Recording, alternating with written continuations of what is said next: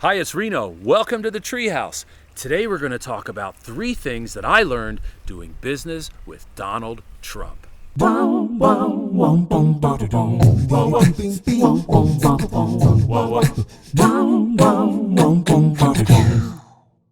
So this story begins in 1986. I'm 25 years old at this time, out marketing the Rolay beach blanket, which of course was my first invention, a patented beach blanket with weighted corners, hidden pockets, an inflatable pillow.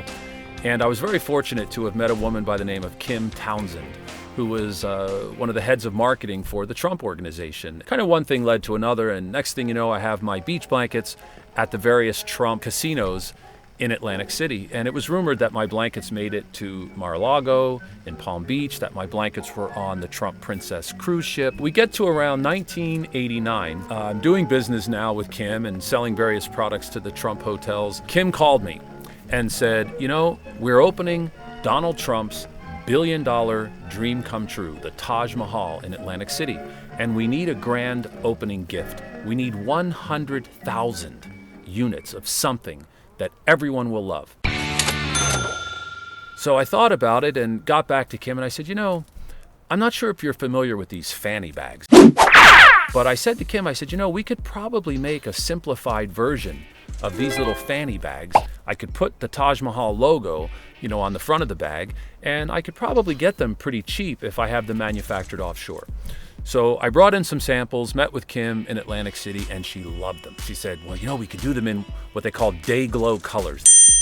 So I began the process of locating a manufacturer. I worked through my beach blanket manufacturer in North Carolina, and we decided ultimately that we would have these bags manufactured in Korea.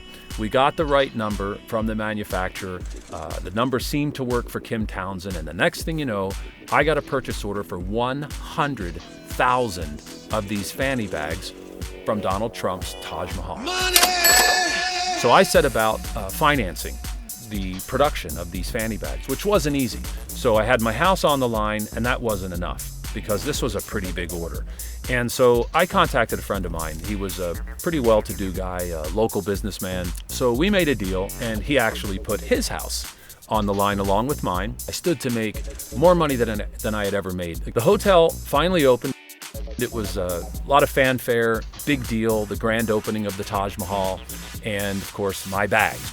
Well, shortly thereafter, the news broke. Also breaking this noon, another blow to Atlantic City. Taj Mahal has filed for bankruptcy. The sinking feeling. I had 60 days where I had to get paid by the Taj Mahal so that I could satisfy my obligations under this letter of credit. Well, I get a phone call from my partner. Oh my God, what are we gonna do? Did you hear the news? Trump's filing bankruptcy. So he's really upset, and I got to work. I started making phone calls. I called everyone I knew that knew anyone that could have any influence on this outcome whatsoever. I went to the Taj Mahal. I visited with the accounting people. I pled my case. Look, I'm not a big company. I'm a married man. My wife is pregnant with our first child. Frankly, if I don't get paid, I'm wiped out. I'm done. And then finally I decided, I should contact Donald Trump directly.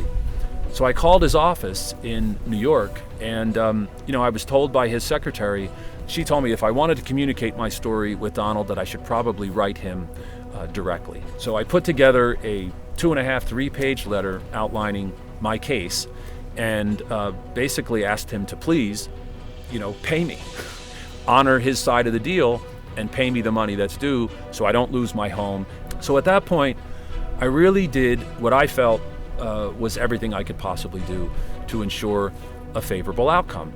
Meanwhile, my partner is still panicked. I said, frankly, I'm going to Jamaica. I bought these tickets 6 months ago. I want to go to Reggae Sunsplash. I've got my friends waiting. How dare you? That is so irresponsible. How could you possibly even think of going to Jamaica? Oh my God, I can't even believe I ever partnered with you. I've done everything I possibly can. If the guy's going to screw us, he's going to screw us. But there's nothing more I can do. I'm going to Jamaica. I'll see you in a week. So, I felt bad about my partner being so stressed. I really wasn't going to go. But then Lynn explained to me, look, you've done everything you can do. You've planned on this trip. Don't worry about me. I'll be okay. Our lives are about to change and this may be the last chance you have for a while. So with her blessing, I took off to Jamaica and link up with one of my best friends in the world, Mike Reba. Mike and I go to Reggae Sunsplash, and as I'm walking through the gate, I'm thinking about my wife, our child, and Donald Trump. I step into the venue and the music envelops me. I'll never forget that moment. I let go. And what unfolded was the absolute night of my life. I mean, it was magical. So we leave the next morning, driving back to Negril. The sun is rising behind us, and I can't get this smile off my face. My cheeks are aching. I look around the car. Everyone has the same expression on their face, and we sort of collectively realize we really did have the time of our lives. Just then, as I'm, showering off and reflecting on this beautiful experience, I hear Alfred in the distance, the gatekeeper at the Rock House where we stayed, and he yells out and he says, "Reno, your wife Lynn, man, she called on the phone." So I yell back to Alfred and I said, "Well, what did she say?" And he yells back, "She said the casino man, him pay in full, everything cool." That feeling, because it came over me like a wave. First of all, I'd forgotten all about the deal I made with Donald Trump. I'd forgotten that everything I worked for my entire life was on the line, and that I stood to really lose everything and truly be wiped out. And the memory of that, the reality of that, came sort of flooding back. I'll just never forget that. And I remember the overwhelming feeling of redemption. My wife explains it. She went out to the mailbox on the day that check absolutely had to arrive. And not only did it have to arrive, it had to be in our account at the bank. On that day, we had not a minute to spare. She went to the mailbox. There was a check from the Taj Mahal. We were paid in full. That money made it in the bank. We settled the letter of credit. Instead of being wiped out, instead of being devastated, it was one of the most profitable deals I ever made. That's my Donald Trump story. I choose to believe that he read my letter, that maybe it resonated with him, and he elected to pay me in full. So here are 3 key takeaways that I learned doing business with Donald Trump. Number 1, don't worry, be snappy. Don't be paralyzed in fear of what may happen.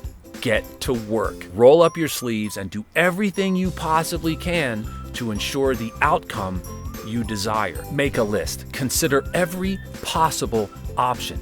Consider every person you could possibly contact to explain your case. Be heard. Go through that list and do everything possible. And then when you're done, make another list. If you allow yourself to be paralyzed by the fear of what may happen, it takes away the energy and the focus that you need to do the work. Stay in the moment and focus on what you need to do to ensure the favorable outcome you desire.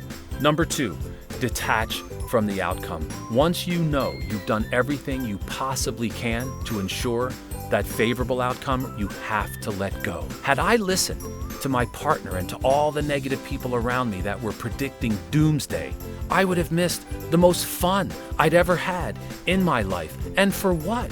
The outcome was going to be the outcome regardless. Life is too short. Number 3, embrace change. Most people are afraid of change. They operate out of that fear of change, when in reality, change is a great opportunity to reinvent yourself. It's an opportunity to start fresh with a clean slate, and chances are the outcome will be even better than you imagine. Do you have a great story about overcoming the fear of change, or maybe even a Donald Trump story? We'd love to hear from you. Leave it in the comment box below, subscribe to our channel, and we'll see you next time in the Treehouse.